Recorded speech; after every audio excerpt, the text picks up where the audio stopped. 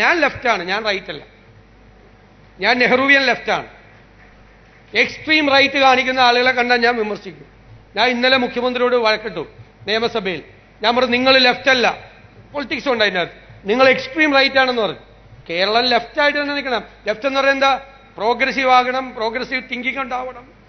ഏറ്റവും പാർശ്വവൽക്കരിക്കപ്പെട്ട ഏറ്റവും സാധാരണക്കാരായ മനുഷ്യരെ ഹൃദയത്തോട് ചേർത്ത് നിർത്തി അവന്റെ കണ്ണീരൊപ്പാൻ, അവന്റെ സങ്കടങ്ങൾ മാറ്റാൻ നമ്മൾ നടത്തുന്ന കഠിനാധ്വാനമാകണം രാഷ്ട്രീയ പ്രവർത്തനവും പൊതുപ്രവർത്തനവും. എന്നാൽ കേരളം നമുക്ക് മാറും, നമുക്കൊരു പുതിയ കൾച്ചർ ഉണ്ടാക്കാൻ പറ്റും. ഞാൻ 100% കോൺഫിഡൻ്റാണ്, 100%. ഈ സെക്കുലറായ കേരളത്തിലെ ജനങ്ങളെ കമ്മ്യൂണലാക്കുന്നത് കുറെ രാഷ്ട്രീയ നേതാക്കന്മാരും കുറെ മതമേധാവികളാണ്. അവരുടെയൊന്നും മുന്നിൽ മുട്ടുകുനിക്കരുത്. അവർക്കൊന്നും താൽക്കാലിക ലാഭത്തിനു വേണ്ടി കീഴടങ്ങരുത്. ഒരു തെരഞ്ഞെടുപ്പിൽ തോറ്റോട്ടെന്ന് വിചാരിക്കണം. തെരഞ്ഞെടുപ്പ് തോറ്റൊന്നും കാര്യമില്ല, പക്ഷെ വർഗീയതയെ കുഴിച്ചു മൂടണം. അത് ഈ രാജ്യത്തിന് മുഴുവനുള്ള മോഡലായി കേരളം രാജ്യത്തിന്റെ മുന്നിൽ അന്തസ്സോടുകൂടി തലയുയർത്തി നിൽക്കണം. ഇതെല്ലാമാണ് മുഖ്യം. ഇതെല്ലാം നന്നായി ചെയ്യുന്ന ഒരാൾ മുഖ്യനുമാകട്ടെ. നമ്മൾ കേരളയിൽ എതിർത്തു. എന്താണെന്നറിയാമോ?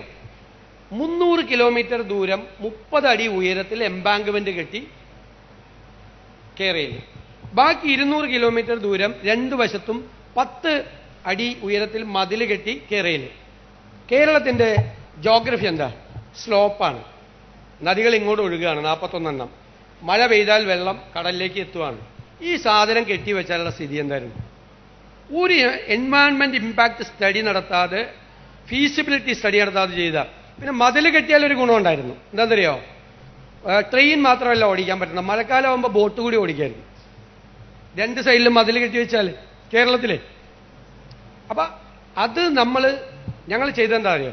ഡീറ്റെയിൽ സ്റ്റഡി നടത്തി, റെയിൽവേ എക്സ്പേർട്സായിട്ട്, ഫിനാൻഷ്യൽ എക്സ്പേർട്സായിട്ട് ചർച്ച നടത്തി ഞങ്ങളൊരു കൺക്ലൂഷനിലെത്തി അത് വേണ്ടാന്ന്. ഇപ്പം 2 ഗവൺമെന്റും ശരിവെച്ചു അത് വേണ്ടാന്ന്.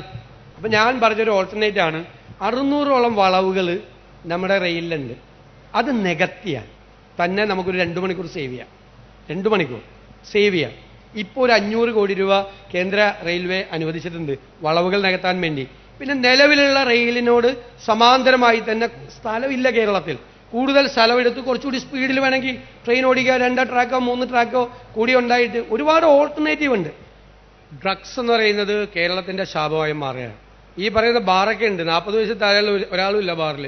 ബാറുകാരോട് ചോദിച്ചാൽ പറയും 40 വയസ്സുള്ള ആളുകൾ ഡ്രഗ്സ് ഉപയോഗിച്ചുകൊണ്ടിരിക്കുക. അത് കേരളത്തിലെ ക്രൈം വർദ്ധിക്കുകയാണ്. നിങ്ങൾ ക്രൈമിന്റെ നേച്ചർ കണ്ട ബ്രൂട്ടലായിട്ടുള്ള മർഡറൊക്കെയാണ്. ബ്രൂട്ടലാണ്. സാധാരണ ഒരാൾ ചെയ്യാത്ത തരത്തിലുള്ള ചെയ്യുവാണ്. വീടുകളിലൊക്കെ പേടിയാണ് മക്കൾ വരുമ്പോൾ മാതാപിതാക്കൾക്ക്. ചിലരൊക്കെ പ്രൈവറ്റായിട്ട് ഞങ്ങളോട് പറയുന്ന സങ്കടം പുറത്തു പറയാൻ പറ്റില്ല. കുടുംബങ്ങളിലൊക്കെ ഉണ്ടാകുന്ന നമുക്ക് പുറത്തു പോലും പറയാൻ പറ്റാത്ത വിഷയങ്ങളുണ്ട്. കേരളം അപകടത്തിലേക്ക് പോവുക. ചോദിച്ചാൽ ഗവൺമെന്റ് പറയും കേസെടുത്ത് എണ്ണം കൂടി, ഇപ്രാവശ്യം 10,000 കൂടി കേസെടുത്തെന്ന് പറയും. ആരുടെ കേസെടുക്കണമെന്നറിയാം? ഏറ്റവും അവസാനത്തെ വലിക്കുന്നവന്റെ. അവനെ ഒരു 4 മണിക്കൂർ പോലീസ് സ്റ്റേഷനിൽ നിർത്തിയിട്ട് എക്സൈസിൽ നിർത്തിയിട്ട് ജാമ്യം കൊടുത്തു വിടും. അവൻ 4 മണിക്കൂർ അവിടെ നിന്നതിന് 3 എണ്ണം കൂടി പുറത്തുപോയി വലിക്കും. സോഴ്സാണ് പിടിക്കുന്നത്, സോഴ്സ്. കേരളത്തിലെ പോലീസും എക്സൈസും കോമ്പിറ്റന്റ് ആണ്. ഈ സോഴ്സ് കടലിൽ കൂടിയാണോ, നദിയിൽ കൂടിയാണോ, റോഡിൽ കൂടിയാണോ, റെയിലിൽ കൂടിയാണോ, എവിടെ നിന്നാണ് വരുന്നത് എന്ന് സോഴ്സ് കണ്ടുപിടിച്ച് അത് ക്ലോസ് ചെയ്താൽ മുഴുവനായി നിൽക്കില്ല, പക്ഷെ ഗണ്യമായി കുറയ്ക്കാൻ പറ്റും.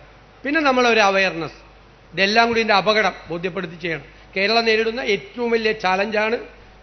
ഞാൻ താങ്ക്സ് പറയുന്നു. കാരണം മുഖ്യം എന്ന് പറയുന്നതിൽ ഞാൻ പറയാതെ വിട്ടുപോയ മുഖ്യമായ ഒരു കാര്യമാണ്. Thank you very much.